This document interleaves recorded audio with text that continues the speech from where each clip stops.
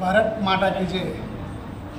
Calendar વર્ષ 2025ના નવા વર્ષની આ પ્રથમ ભારતીય મજદૂર સંઘ ભરૂચ જિલ્લાની કારોબારીની બેઠક આજે અંકલેશ્વર કાર્યાલય ખાતે થઈ। તેમાં ગુજરાત પ્રદેશ ભારતીય મજદૂર સંઘના મંત્રી શ્રી પ્રતાપભાઈ, મીડિયા સેલના કન્વીનર શ્રી વિજયભાઈ, મારા સાથી મંત્રી શ્રી અશોકભાઈ, કાર્યકારી પ્રમુખ શ્રી રિકેશભાઈ અને મોટી સંખ્યામાં સૌ કાર્યકારી સભ્યોશ્રીઓ ઉપસ્થિત રહ્યા। અને આજે નિધિ કલેક્શન જે આખા ઓલ ઇન્ડિયામાં ભારતીય મજદૂર સંઘના થઈ રહ્યું છે, તેમાં અમારા ભરૂચ જિલ્લા ભારતીય મજદૂર સંઘને 10 લાખનો લક્ષ્યાંક આપ્યો છે।